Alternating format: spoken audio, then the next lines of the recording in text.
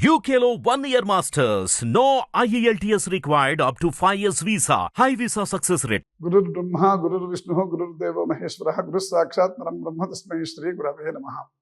అభిమన్యుడి కుమారుడు అంటే ఉత్తర గర్భంలో జన్మించినవాడు పరీక్షిన్ మహారాజు.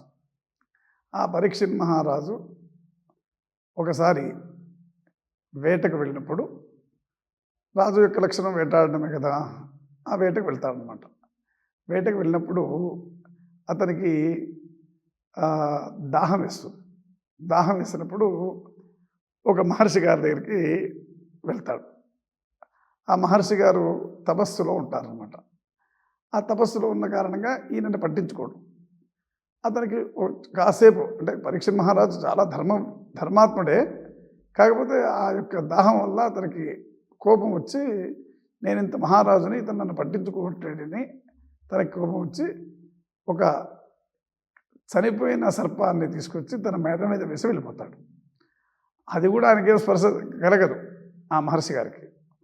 సరే, వెళ్ళిపోయిన తర్వాత వెళ్ళిపోతాడు. ఇంకా పరీక్ష మహారాజు వెళ్ళిపోయిన తర్వాత అతనికి ఆ దారిలో వెళ్తున్న ఒక పిల్లవాడు చూసి, మహర్షి యొక్క కుమారుడు, అతని పేరు ఏదో ఉంది, ఆ కుమారుడికి వెళ్ళి చెప్తాడు, అరే మీ నాన్నగారి మెడలో ఫలాని చనిపోయిన సర్పాన్ని వేశాడరా ఫలానా మహారాజు అని చెప్తాడు.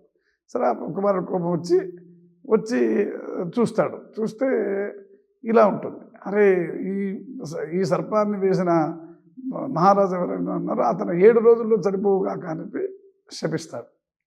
శపించిన తర్వాత ఇతనికి మహర్షి గారికి మెలకు వస్తాడు. అతని సమాధి నుంచి బయటకు వచ్చి, నాయన కుమార, నువ్వు అలా చేయకుండా ఉండవలసింది.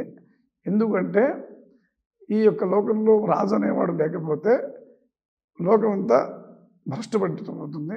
మనకు రాజు అనేవాడు ఉండాలి, లేకపోతే సాధువులు గోవులు అన్నీ కూడా నాశనం అయిపోయే అవకాశం ఉంటుంది. కాబట్టి నువ్వు ఈ పని చేయకుండా ఉండవలసింది, అని క్షమించవలసింది అని చెప్పి ఆ మహర్షి అంటాడు అన్నమాట.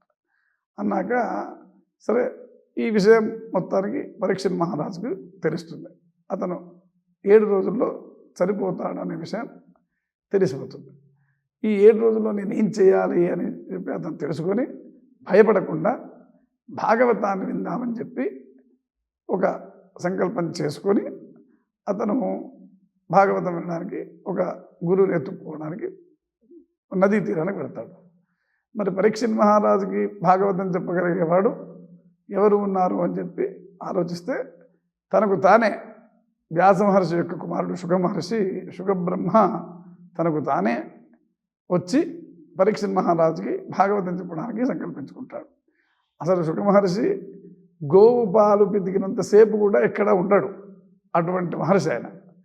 అటువంటి ఆయన పరీక్షిత్ మహారాజుకి భాగవతం వినిపిద్దామని చెప్పి వస్తాడు. అంటే భాగవతం ఎంత మధురమైందో, ఎంత జ్ఞానకాండో ఇప్పుడు మనం తెలుసుకోవాలి.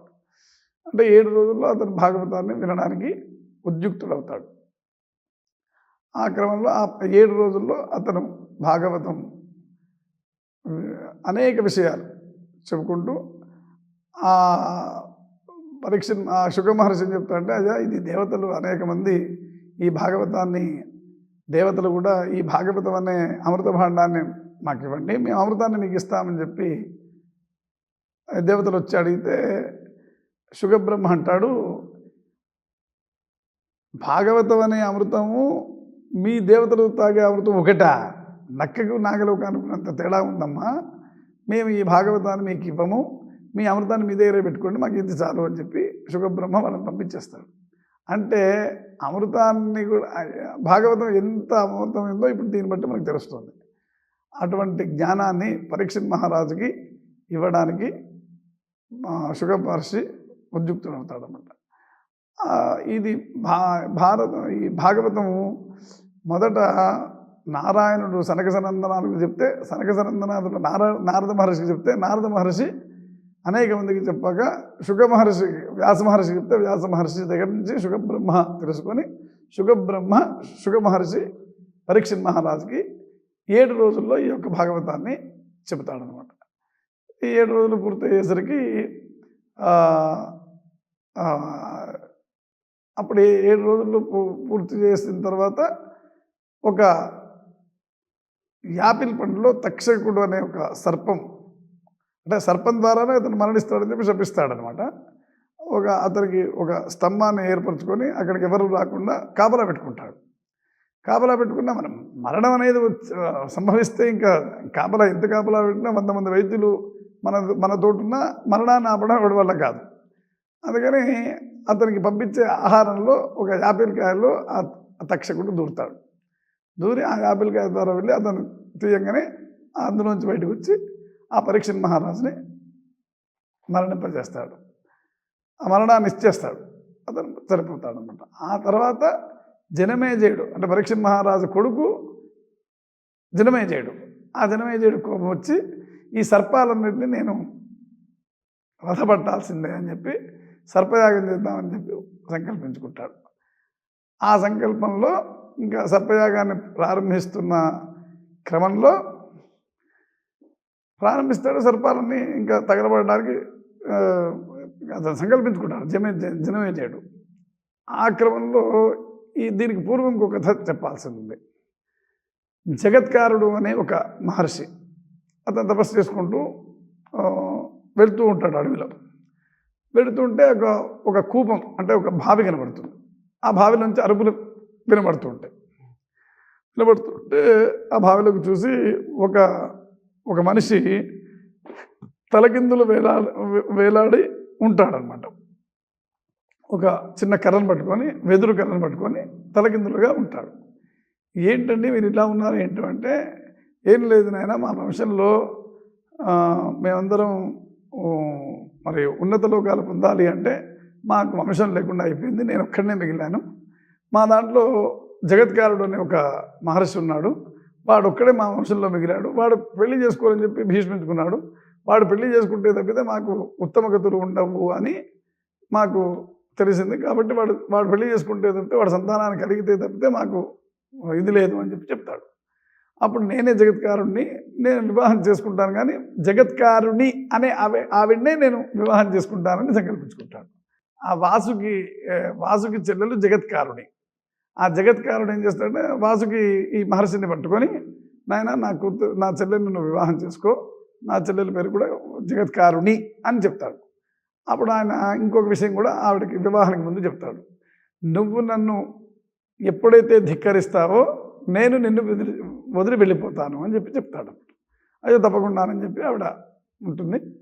ఆ జగత్కారుని యొక్క సంతానం ఆస్తికుడు అనే ఒక కుమారుడు కలుగుతాడు. కలిగిన తర్వాత ఒక రోజున యథాలాపంగా అతను ఏదో అలసిపోయి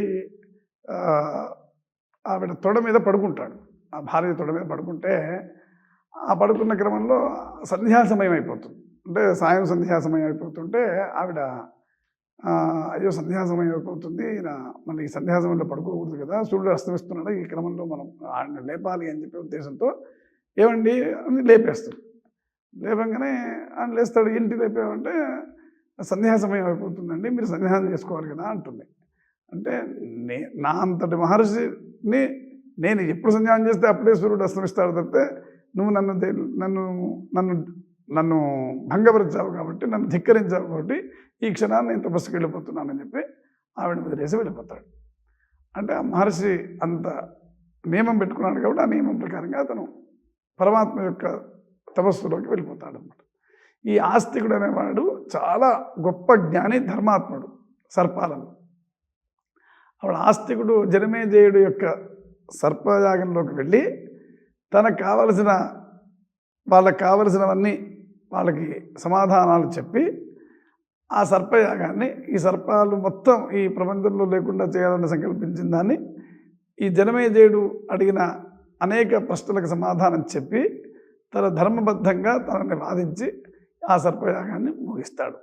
ఇదంతా కూడా బ్రహ్మగారు చేసిన సృష్టి, ఇదంతా బ్రహ్మగారు కల్పించిన ఒక సన్నివేశం అన్నమాట. ఎందుకంటే సర్పయాగం చేస్తే అన్ని సర్పాలు మరి ధ్వంసం అయితే మరి సర్పలోకం లేకపోతే కష్టం కదా అని జనమేజయుడిని అప్పుడు ఆయన ఆపడం కోసం ఈ ఆస్తిక మహర్షి జగత్కారుడు యొక్క సంతానంగా పుట్టి ఆ జగత్కారుడు యొక్క వంశాన్నంతా ఉద్ధరించి ఈ సర్పయాగాన్ని కూడా ఆపుతాడు. ఆస్తికుడు అంత మహానుభావుడు అనమాట. అంటే ఈ కథలో మనం తెలుసుకోవాల్సింది ఏంటంటే, వంశాభివృద్ధి లేకుంటే మన పితృదేవతల యొక్క వాళ్ళకి ఉన్నత లోకాలు ఉండవు. వాళ్ళు మనల్ని ఆశీర్వచనం చేయరు. వంశాభివృద్ధి ఉండాలి. నేను పెళ్లి చేసుకోను, నా యొక్క సంసారం వద్దు అని అనకూడదు. మనం పుట్టినందుకు వివాహం చేసుకొని సంతానాన్ని కలిగిన తర్వాత తపస్సు చేయాలి తప్పితే వంశాభివృద్ధి లేకుండా ఉండకూడదని ఈ కథలో మనం నీతి తెలుసుకోవాల్సింది.